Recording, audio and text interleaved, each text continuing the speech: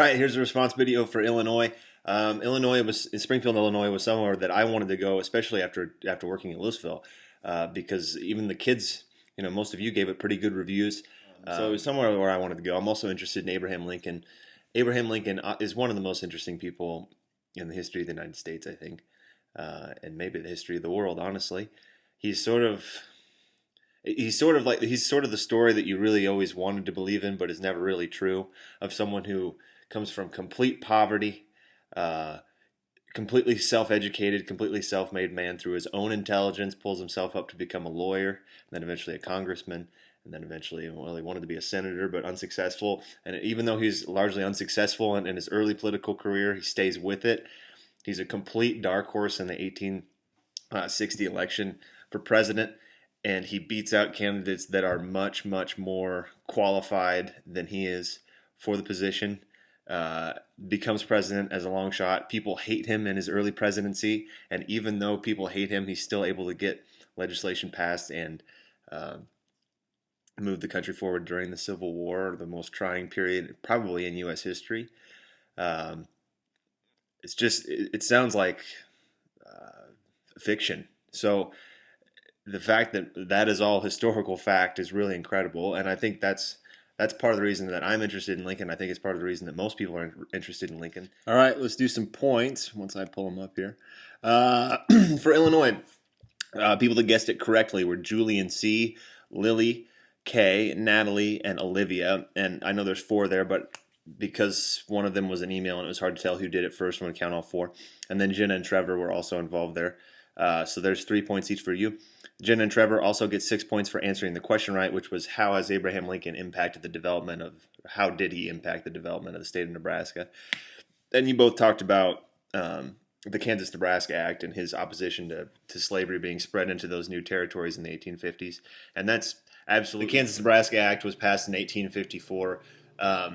It formalized what would become the state of Nebraska, but especially the area of Kansas, into territories, mostly because they wanted to build a railroad through it. But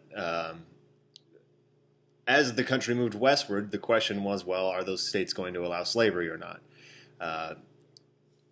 According to the Missouri Compromise, anything north of, essentially, think of Tennessee today, you weren't supposed to have slavery, and that was what had sort of settled the arguments that had broken out between northern and southern factions in Congress for most of the last few decades before 1854. Well, with the passing of the Kansas-Nebraska Act, it essentially repealed the Missouri Compromise by saying, well, new territories you can pick if you want slavery or not.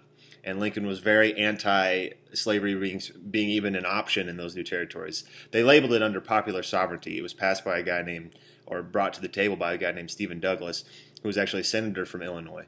And Lincoln's opposition to that idea, but also Douglas, was huge in the formation of Kansas and Nebraska. Some people say the Civil War started in 1854 in Kansas with the violence that broke out there. Not so much in Nebraska, but so yeah, absolutely. His opposition to that helped launch Lincoln into the Lincoln-Douglas debates for the Senate in the late 1850s. Were huge in making Lincoln a bigger name on a national level. But that also impacted the state of Nebraska, absolutely, in determining the political makeup of that state early on. Now, I would also say that Lincoln's legislation as a president also impacted Nebraska. Nobody talked about that. The Morrill Land Grant Act, which gave land for the creation of public universities based around agriculture. That's what UNL was established on.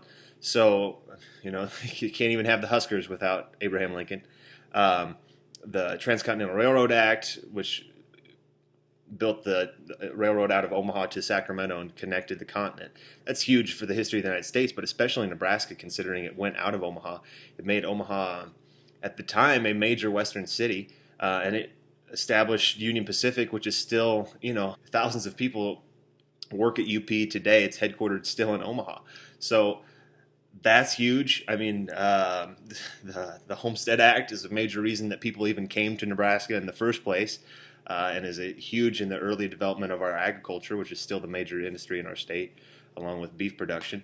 So the Department of Agriculture was created under Lincoln. He was hugely influential in the history of Nebraska. There's any number of things you could have talked about there. All right, I'm getting really long-winded, so I need to give you points, and we need to move forward. I do have some questions to answer, though, as well. First of all, leaderboard for points for those that want to stop watching. We're going to kind of break it up. I think we're going to do, I'm still going to do a total point system and everything, but we're going to do adults or people outside of my high school students, and then also high school students to keep the kids more engaged, because right now the adults are way outpacing the high school students. In first place for the adults and overall, Jenna with 48 points. Second place is Trevor with 40 points. And then third place for adults would be Jill with 12 points, and Mr. Moore would be fourth with 3 points. And then, let's see here. So for students then, in first place is Julian C. with 30 points. In second place is Natalie B. with 16 points. In third place is Olivia M. with 14 points.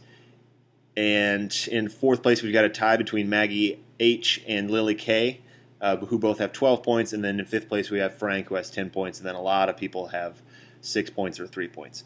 So I'm going to kind of break that up. Okay, I still do need to answer some questions, though, and you did get 4 points for these. Those were factored into the points that I just gave you. 2 questions interesting enough to answer this round. Jenna asked, what was the most defining moment as president for Abraham Lincoln?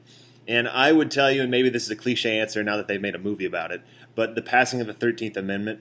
And I say that because Lincoln initially in his leadership during the Civil War, it was his number one motivation was just to preserve the Union, to keep the United States together. It was not necessarily to end slavery. Now, that was part of it, but the overarching goal was for the preservation of the Union, to keep the United States and not have a Southern Confederacy, on what would become the southern border of the northern, what would be the United States. So I think that's the passing of the 13th Amendment is the most defining moment of his presidency, because it shifted what the aims of the war became after the passing of the Emancipation Proclamation in 1862 and moving into 1863. When you think of Lincoln today, you think, well, he ended slavery.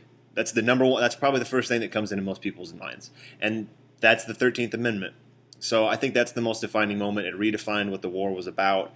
And in the long run, it redefined what it meant to be an American with the passing of the 13th, 14th, and the 15th Amendment.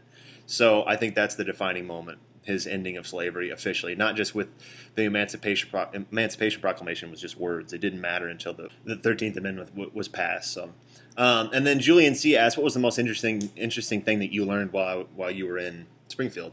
And I would tell you, Julian, the most interesting thing that I learned was I knew that Lincoln grew up in poverty. I knew he lived in rural Kentucky. I did not know that there was long stretches of time where his dad would just leave him and his brother alone, about the age of 10 being left alone in a cabin in Kentucky for weeks at a time to fend for themselves. So that was something that I learned. All right, so stay posted for the next preview video. Sorry this has been so long-winded. Abraham Lincoln's an interesting person.